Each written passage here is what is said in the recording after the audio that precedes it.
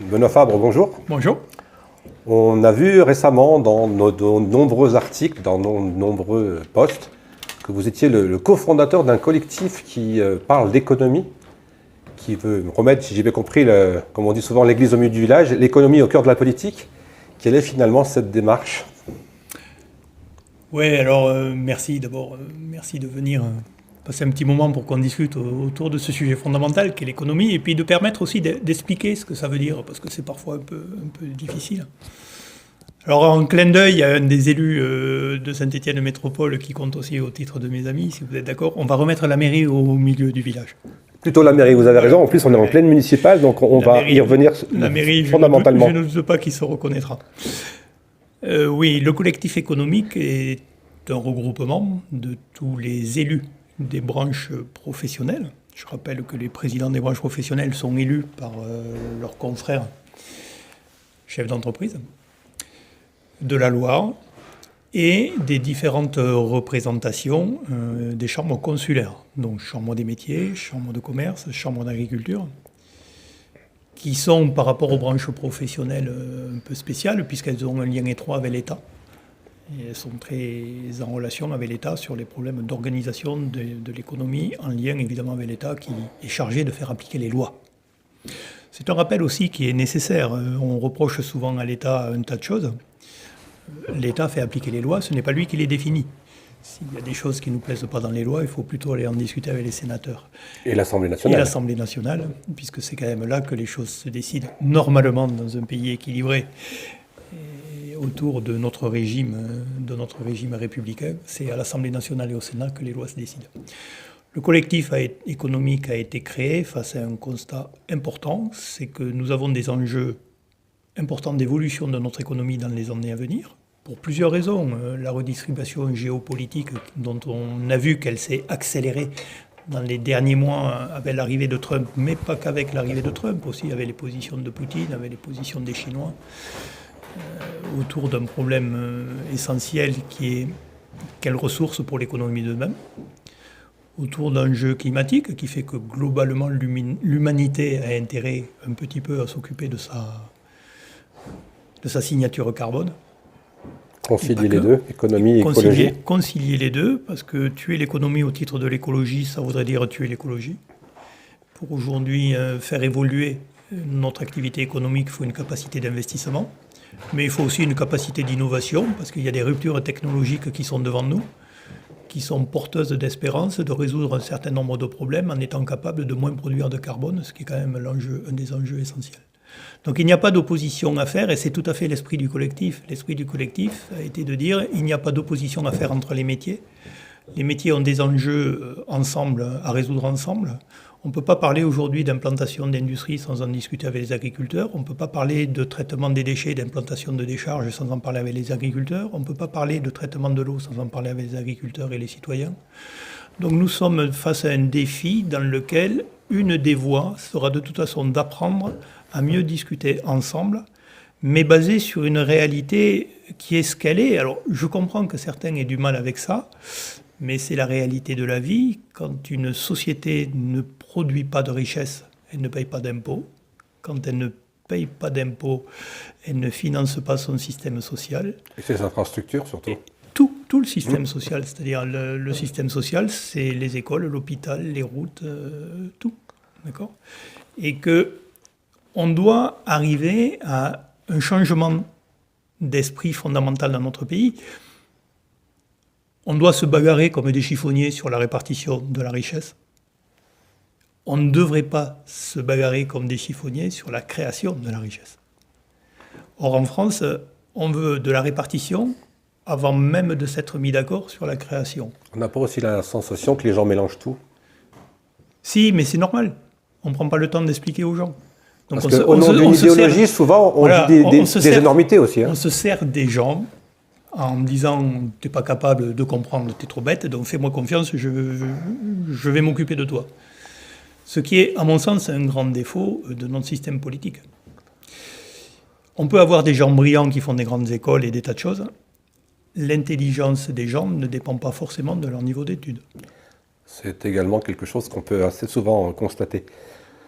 Et on m'a toujours dit qu'on avait dévalorisé à une époque les métiers manuels. C'est aussi des choses qui sont très importantes dans l'économie aujourd'hui. Voilà, donc pour finir sur la question que vous avez posée du collectif économique, le collectif économique, c'est une démarche qui a commencé en 2019, ce qui regroupe aujourd'hui plus de 26 organisations. C'est quelque chose qui est juste sur la Loire ou il y a d'autres branches? Qui est sur la Loire. Non. Qui est sur la Loire, Ouais. qui est très regardé aujourd'hui par d'autres départements, parce qu'il est de dimension ligérienne et non pas que métropolitaine. Il est bien sur la Loire. Il regroupe l'agriculture, l'agro-industrie, les chambres consulaires, toutes les branches professionnelles, l'artisanat, et il regroupe l'État. C'est-à-dire que lorsqu'on a construit le collectif économique, ce n'est pas du tout dans une vision de revendication d'un certain nombre de choses vis-à-vis des élus et vis-à-vis de l'État.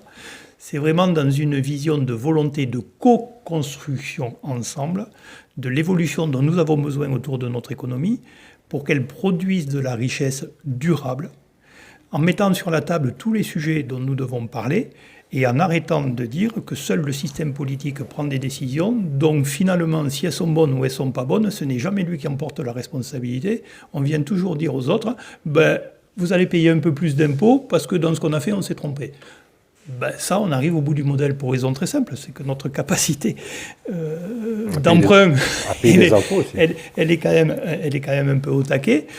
Notre niveau d'impôt est tellement élevé qu'on atteint maintenant un seuil de douleur qui est embêtant. Pourquoi ? Parce qu'augmenter les impôts, on peut toujours le faire. Mais on voit quelle est la réaction aujourd'hui. Lorsqu'on augmente les impôts, vous avez des gens qui décident de baisser leur niveau d'activité. Tout à fait. Donc finalement, les prévisions d'augmentation d'impôts que l'on avait en tête sont totalement fictives. Au contraire, la recette fiscale baisse. Vous le voyez aujourd'hui sur un cas très concret qui est la position d'un certain nombre de médecins qui disent aujourd'hui je vais bosser 3 jours par semaine parce que de toute façon, continuer à travailler le 4e jour et le 5e jour, c'est directement des impôts. Donc je vais baisser mon niveau d'activité et là, on tombe dans l'ineptie totale, qui est de se dire on a un système qui est en train de se dire je regarde mon niveau de production en fonction du seuil de douleur fiscale.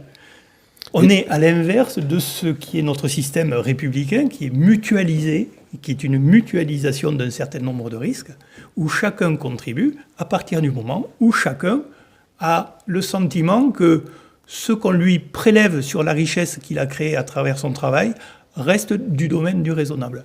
Nous sommes passés... Le seuil de tolérance, on appelle ça. C'est le seuil de tolérance. Alors, ce qui est important, c'est de montrer aux gens que l'utilisation de l'argent public est porteur de richesse sur l'avenir. Et à ce titre-là, lorsqu'on a créé le collectif économique avec les présidents de branche et avec Raymond Vial, qui à l'époque était président de la Chambre d'agriculture, et que je salue, Raymond, parce qu'on a ensemble beaucoup travaillé pour mettre tous ces acteurs autour de la table. Et croyez-moi, ça n'a pas été une opération simple, ça a été une opération passionnante, mais pas forcément simple, qui a donné des résultats extraordinaires. On a discuté avec des élus, on a discuté avec l'État, on a fait des projets pour la mobilité des salariés, mais qui permet aussi aux populations âgées et aux jeunes de se dire que dans ces systèmes de modalité, ils pourront aller plus facilement à l'école et aller plus facilement à l'hôpital. On a créé ensemble des nouveaux systèmes de production d'énergie avec des boucles qui sont financées par les entreprises. On a mis en place un plan de gestion de l'eau entre le monde agricole, le monde industriel et les citoyens. Et on est le seul département, la Loire, à avoir fait toutes les études sur ces niveaux-là pour mettre en place un certain nombre de propositions. On a travaillé avec la Fondation des banques sur qu'est-ce que doit être un système d'hébergement pour les alternants qui ont besoin de 2 logements. Donc comment mettre en place pour les alternants un logement qui coûterait pas cher du tout, mais en contrepartie d'un plan sur la citoyenneté. On est en train de réfléchir à comment lever des fonds pour financer le système de sport et le système associatif, parce qu'on n'est pas idiot. On sait que la cohésion sociale, il y en a besoin, et que l'économie est le premier moyen de faire de la cohésion sociale. Je rappelle quand même, en ayant été président du MEDEF, que j'étais en charge de la nomination d'une 60aine de présidents dans les mandats, dont la médecine du travail, la fondation de l'université, les conseils d'administration des grandes écoles, les CFA de formation, la politique du logement. Je suis aujourd'hui, moi, président d'Action Logement au niveau région, du comité régional d'Action Logement, 120 000 logements, nous sommes le plus gros bailleur. Nous finançons tout ça à hauteur sur 5 ans de 5 milliards d'euros. Donc, l'économie est très investie dans la cohésion sociale et ceux qui confondent économie et finance font une erreur grave. L'économie, c'est la production de richesses par tout le monde, au bénéfice de tout le monde. La finance ne doit être qu'un moyen pour permettre à l'économie de se développer et non pas une finalité. Oui, on est déjà tout à fait d'accord sur ce plan-là. J'ai une petite question toute simple. Là aussi, on est dans une échéance électorale qui arrive dans quelques semaines. Comment justement vous allez influencer ce débat? Comment vous allez agir sur les candidats? Et est-ce que vous, finalement, vous n'êtes pas un des candidats qui va se présenter dans quelques jours? La volonté et ce que nous avons fait, ce que nous voulons vraiment mettre en place, c'est qu'il n'y ait pas d'élection sans que les candidats viennent nous expliquer quelle est leur vision de l'économie au niveau municipal et au niveau métropolitain. Ça sera grand Pourquoi le niveau métropolitain? Parce qu'aujourd'hui, il serait illusoire de continuer à croire qu'un élu demain fera ce qu'il veut dans sa politique économique sans travailler avec les autres communes. Ah ben, il dépend des autres, de toute façon. Hein. Mais il dépend du niveau métropolitain. La loi a fixé que lorsqu'il y a une métropole, le niveau de l'économie se discute au niveau métropolitain.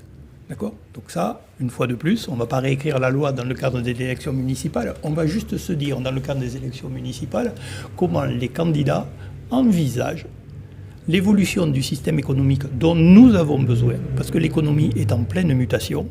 Donc ne rien changer nous condamne à ce que l'économie serait en danger sur notre territoire. Ça veut dire que vous allez valider les projets ou les invalider ou alors les corriger? Non, je n'ai pas la prétention de dire qu'il faut les valider ou pas les invalider. Chacun ses responsabilités. Ce que je dis, c'est qu'un modèle dans lequel les élus décident sans discussion beaucoup plus profonde avec le monde économique est l'ancien monde voué à l'échec. Il n'y a qu'à voir dans quel état est l'économie française et dans quel état est l'état de la dette. Ce que je dis, c'est qu'il est temps de rentrer dans une nouvelle étape où les élus de demain discuteront avec les élus de l'économie pour voir ensemble quel est l'intérêt de l'économie et de la population. Il n'est absolument hors du temps d'opposer intérêt économique et intérêt des populations. Si les intérêts ne sont pas les mêmes, comment on tranche?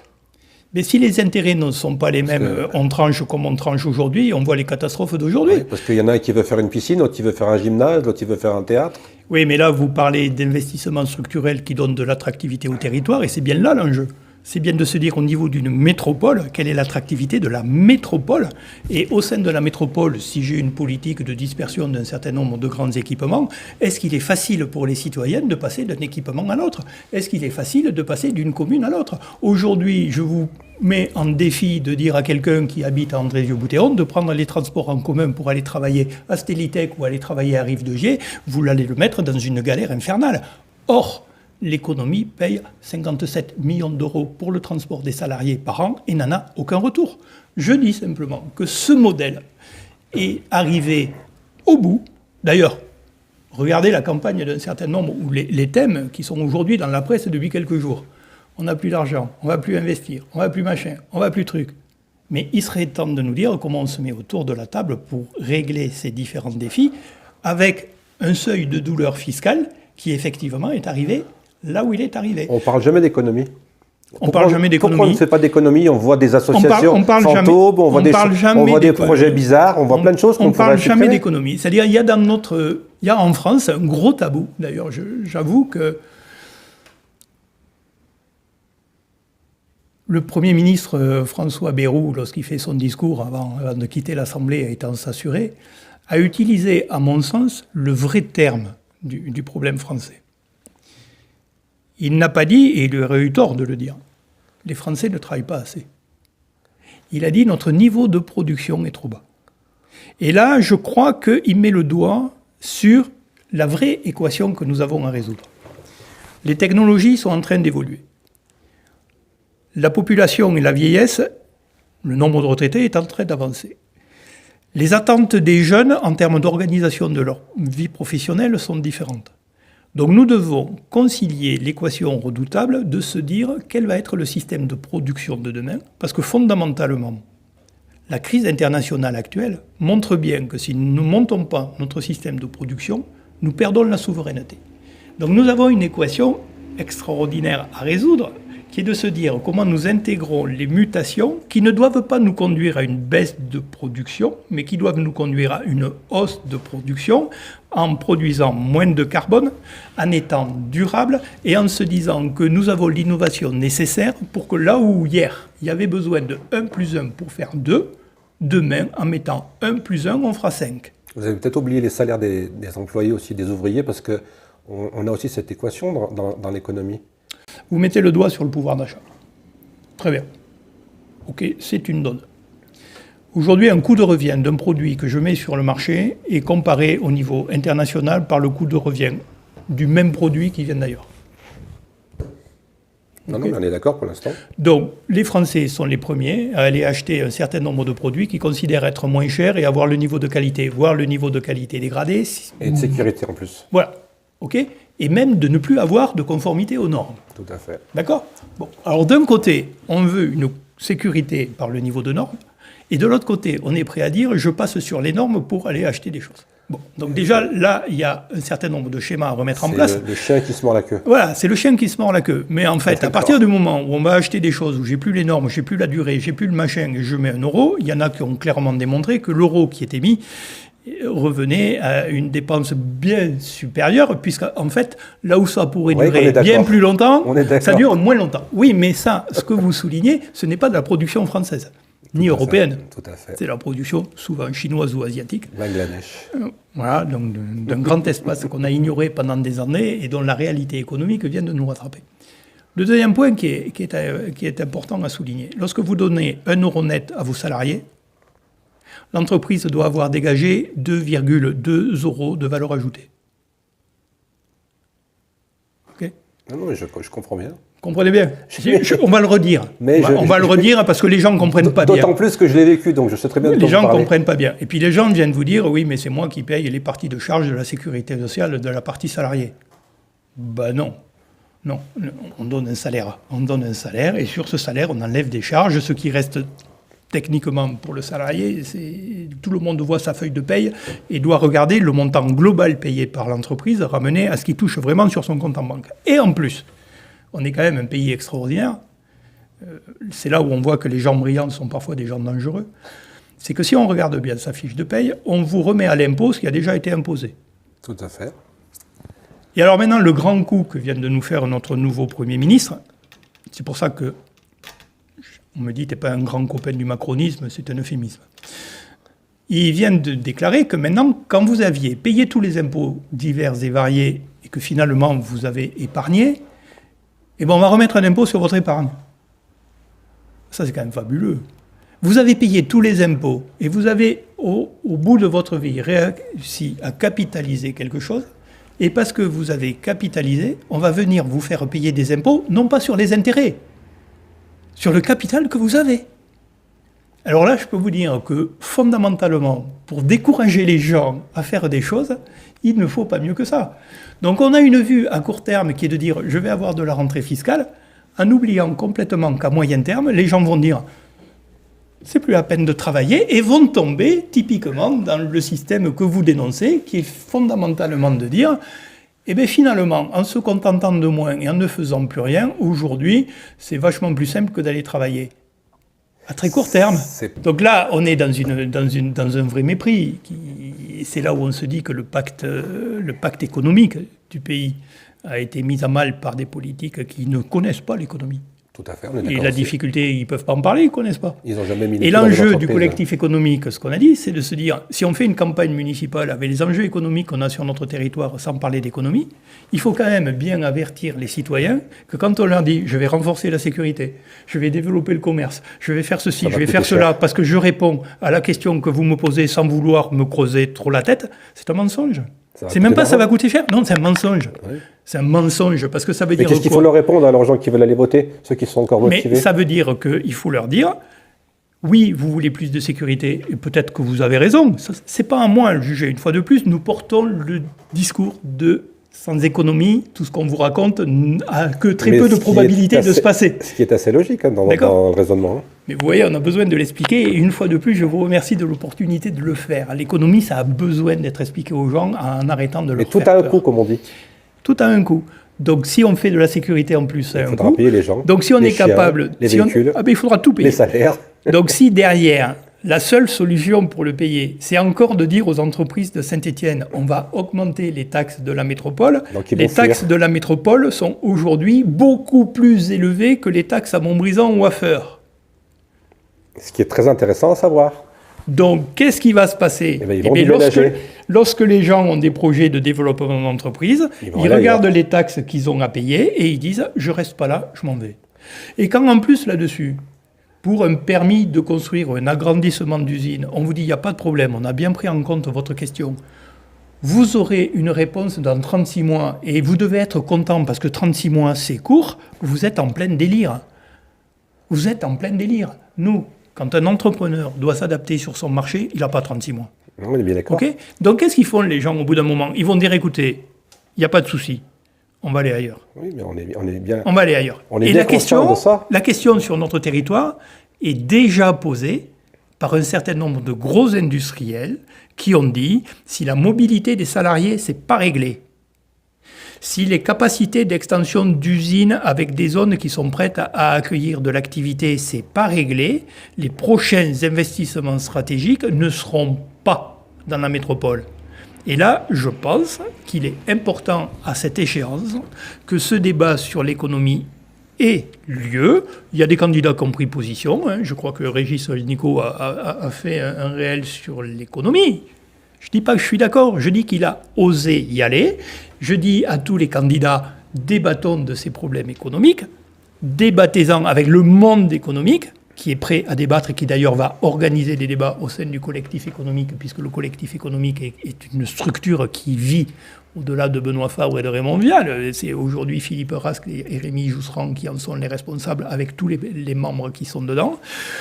Débattons-en de façon à arrêter cette organisation suicidaire de dire, d'un côté, les politiques font, derrière, l'économie a qu'à payer, et puis si derrière, ça ne marche pas pour l'économie, ben ça ne fait rien, on mettra un peu plus d'impôts et on verra comment on change les choses. C'est un schéma suranné, c'est l'inverse de ce qui se passe dans des équipes qui réussissent. On réussit en équipe, et le collectif économique, il a été mis en place pour relier le monde économique, l'État et les élus. Celui qui l'a refusé, et soyons très clairs, parce que toutes les propositions ont été faites à Gaël Perdriau il y a maintenant 5 ans, quand j'ai créé le collectif Raymond Vial, il avait pris des engagements sur la mobilité qu'il n'a pas tenus. Il avait dit « je ferai évoluer la gouvernance économique », ce qu'il n'a pas fait. Il a peut-être eu d'autres soucis. Il avait, au priori, à l'époque, d'autres préoccupations, ça c'est clair. Mais il avait un autre sujet. C'est qu'il n'avait pas dans ses équipes de gens capables de porter un schéma économique. Et que quand un leader politique n'a pas dans ses équipes des gens capables de porter des schémas économiques, parce que le leader politique, ça doit intégrer aussi d'autres dimensions, et on est bien conscient de ça. On ne dit pas l'économie gère tout, on dit sans économie, il n'y a pas le reste. Donc quand on n'a pas dans c'est une belle leçon que vous le faites. Hein. Quand on n'a pas dans son équipe municipale, pour porter à la métropole, des gens qui ont des compétences sur le domaine économique, mais qui ont aussi un savoir-faire en termes de regroupement de gens et de discussion collective, je vous promets que la métropole ira dans le mur sur le plan économique. Je peux vous dire qu'en tant que président au niveau régional d'Action Logement, je vois les investissements très lourds qui sont faits dans les départements autour de nous et qui sont en train de structurer l'activité économique et industrielle d'au moins 6 départements sur les 12 de la région Auvergne-Rhône-Alpes, et que dans le plan stratégique de la Loire, si le monde économique n'avait pas mis sur la table le projet autour du nucléaire, il n'y aurait aujourd'hui aucun projet industriel d'envergure sur la métropole. Je ne peux, et je m'en suis insurgé à l'époque, qu'être désolé que le dîner de cons nous ait coûté la 45. C'est pas moi qui suis allé raconter n'importe quoi sur les médias. D'accord ? Alors on va me dire, ouais, c'est pas ça qui a fait que. Mais si, c'est ça qui a fait que. Je vais pas déballer tous les dossiers que j'ai, et j'ai toutes les preuves de ce que je serais amené à avancer. C'est ça qui a fait que. Ok ? Donc sans vision économique, sans vision de cette création de richesse et de travail collectif autour de ça, nous serons, sur le territoire stéphanois, en grande difficulté pour le développement économique, alors que nous avons des atouts en matière de recherche, de formation des jeunes, d'écologie avec 2 parcs régionaux à proximité, de qualité de vie. Nous avons des infrastructures autoroutières qui sont à complémenter, mais qui sont existantes. Nous avons un TGV pour nous déplacer et il serait gravissime de le perdre. Bon, donc nous avons des atouts considérables. Vous savez, moi je viens de l'Aveyron. Quand je vois ce qu'on a ici, et quand je vois comment un entrepreneur dans l'Aveyron doit se battre pour développer son activité, et que je vois qu'ici, on n'a pas construit de plan stratégique depuis 10 ans, parce qu'on a mis à l'économie des gens qui n'y comprennent rien pour pouvoir régner. Les Beausseignes. Non, ça c'est une autosatisfaction intellectuelle qui est négative. Alors, il y a un côté positif dans le Beauseigne, c'est que le départ du Beauseigne, c'est qu'il fait quelque chose de bien. Ouais. Après, il sait mal le vendre. C'est peut-être un peu la définition du Stéphanois. Il sait mal se vendre. Il sait mal le vendre. Oui, mais attendez, n'oublie pas une chose. Ça, c'est peut-être la définition du Stéphanois. Le Stéphanois, il a un tas de qualités qui sont très proches, d'ailleurs, des qualités de l'Avéronais. C'est des travailleurs à la base. Il sait mettre les réalités dans la vie quotidienne et dans les décisions stratégiques. Et il a une notoriété internationale, le Stéphanois. Moi, j'ai été, entre autres dans ma carrière, directeur informatique du groupe Péchinet. J'avais la responsabilité des systèmes informatiques de 250 usines dans 45 pays. Je me suis souvent posé la question de dire, quand tu es à l'étranger et que les gens vous posent la question, comment j'explique où j'habite? Vous ne pouvez pas savoir le nombre de fois où on m'a dit, mais c'est bon, on sait où c'est Saint-Étienne. Ah oui. Allez les Verts. Ah ben oui, mais ça c'est une carte de visite, hein, les Verts. C'est une marque territoriale. C'est une marque territoriale dont les gens sous-estiment totalement le potentiel. Et quand vous mettez ça à l'heure de l'évolution écologique, on est totalement quand vert, vous regardez nos capacités industrielles, tout à fait. Quand vous regardez le nombre d'innovations qui sont faites dans ce territoire, vous vous dites, mais comment ça se fait que les politiques n'aient pas préparé le champ de l'industrialisation? Comment ça se fait qu'un entrepreneur qui cherche 10 000 ou 20 000 mètres carrés pour implanter son usine ne trouve pas la zone pour venir l'implanter ici? Parce qu'on a loupé des dossiers, on loupe des dossiers. J'ai aujourd'hui des entrepreneurs qui me disent, si d'ici 24 mois, on n'a pas la solution pour notre extension, on ne fera pas l'extension ailleurs. On partira ailleurs. Si j'ai bien compris, c'est la faute des politiques.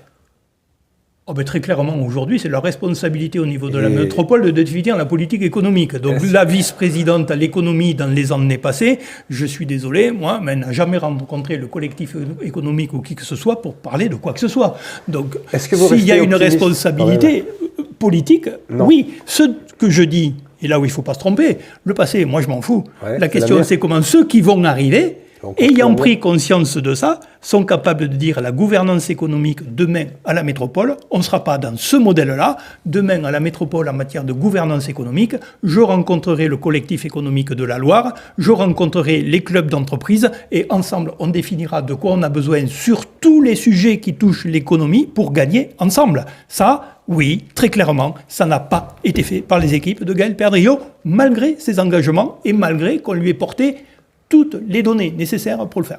Si j'ai bien compris, pour conclure, j'ai noté, vous avez dit, il y a 2 candidats de gauche, M. Juanico et M. Cinieri.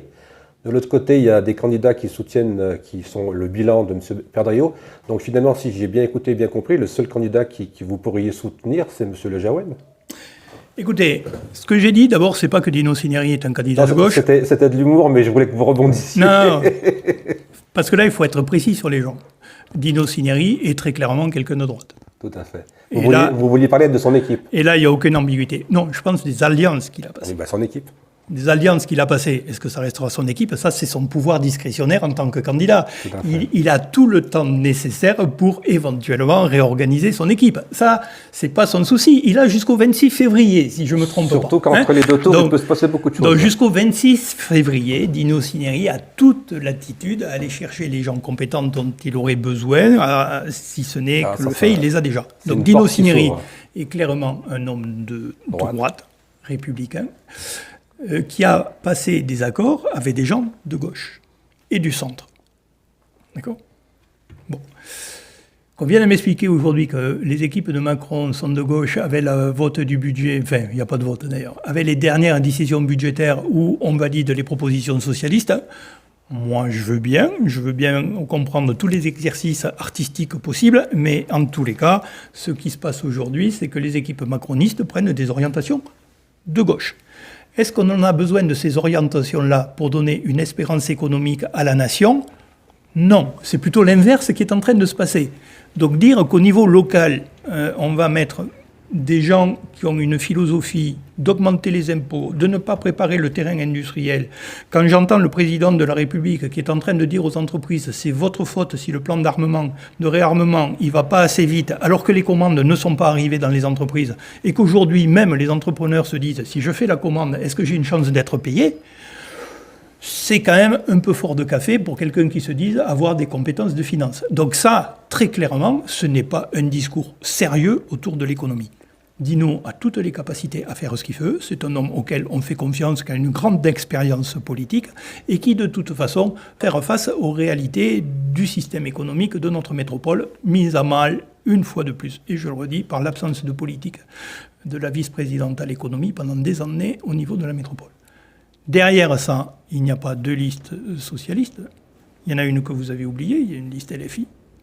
Je ne l'ai pas oublié, mais je ne l'ai pas évoqué, puisque LFI économie, on a l'impression que ça ne fait pas bon ménage. Ah ben c'est une vision trotskiste de l'économie, on sait ce que ça a donné. Donc là aussi, ne nous trompons pas et n'obérons pas le débat. Disons que ce n'est pas le même discours, c'est pour ça que je n'ai pas trop été dans ce sens-là. C'est le discours d'une économie dont l'histoire a démontré que ça ne marche pas. Après, vous notez d'autres candidats. Éric Le Jaouen, évidemment, qui connaît l'économie.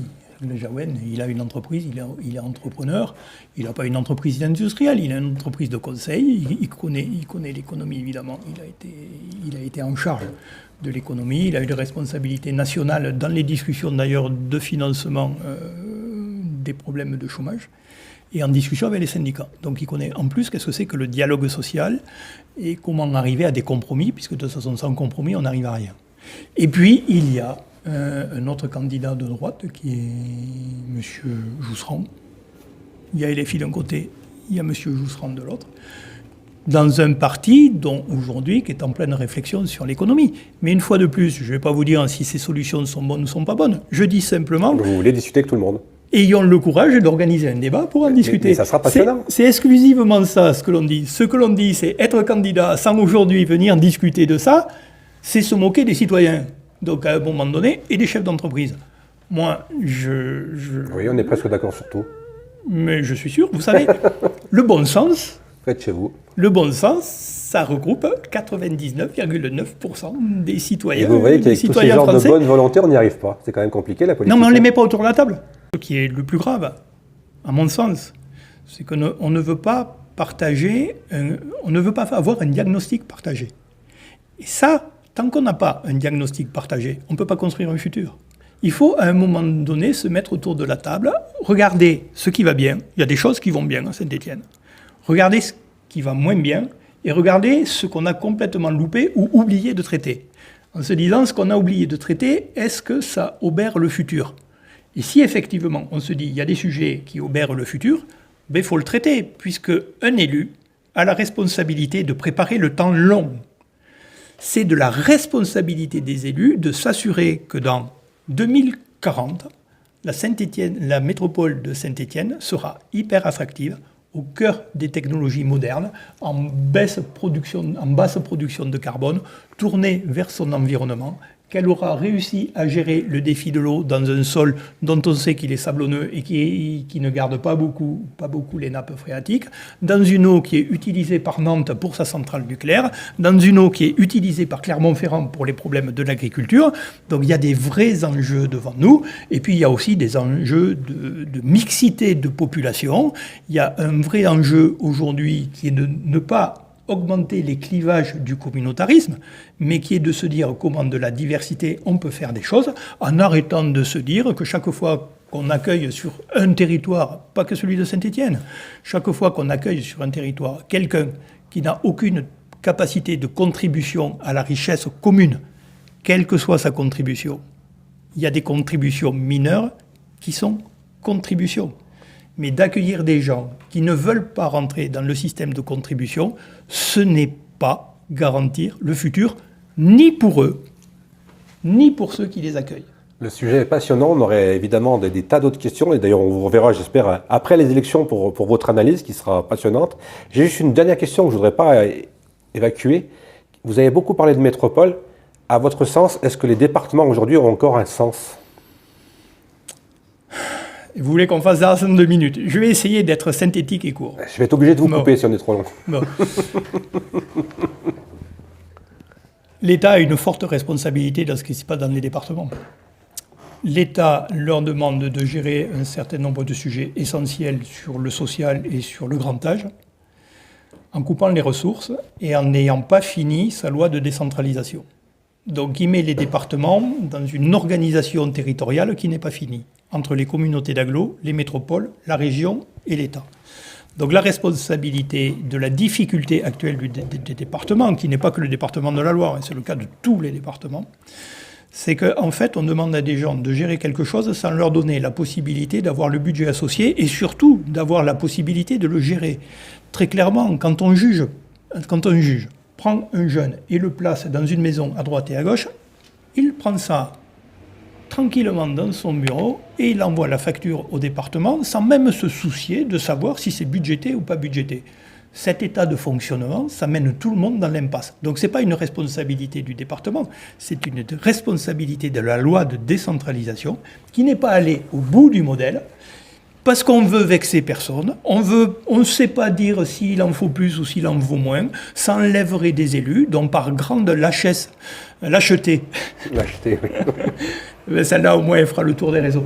Dans l'économie... Celle-là, elle me rendra célèbre. Dans l'économie, il faut toujours l'acheter. Oui, il faut toujours l'acheter, vous avez raison. Quand on le vole, en principe, ça finit mal. Quoique, regardez, Trump, à ce moment, il est plutôt en train de voler que d'acheter. Bon, mais à partir de là, si vous voulez, quand on ne finit pas une organisation et qu'on ne va pas jusqu'au bout du modèle, il ne faut pas s'étonner que les impasses qu'on a fait d'une façon délibérée pour ne pas prendre de décision deviennent quelque chose de très embêtant. C'est le cas des départements, et moi je tire mon chapeau, parce que quand même, je le vois souvent, et c'est un ami, et on a fait avec lui des projets d'innovation autour de la problématique de l'énergie, et d'ailleurs je crois que ça a été signalé au dernier prix des maires avec le maire de Châteauneuf, mon ami Lager, Ouais. Bernard, que le département, avec Georges, son président, a quand même, malgré tout, toujours essayé de garder cette question de l'innovation et de l'innovation pour les territoires, parce que n'oublions pas non plus que la Loire est un territoire de grande ruralité et que nous ne ferons rien en opposant industrie et ruralité. Nous gagnerons parce qu'avec la ruralité, nous aurons défini un nouveau modèle économique qui permet à tout le monde de mieux vivre et de gagner dans le sens social, puisque c'est la réalité de l'économie. Quand l'économie va, le système social Tout va. Merci beaucoup pour ce dialogue. Merci à vous. On vous retrouve avec plaisir quand vous aurez 5 minutes à nous accorder. Eh bien écoutez, quand vous voulez, ça sera toujours avec plaisir. Merci beaucoup. Merci.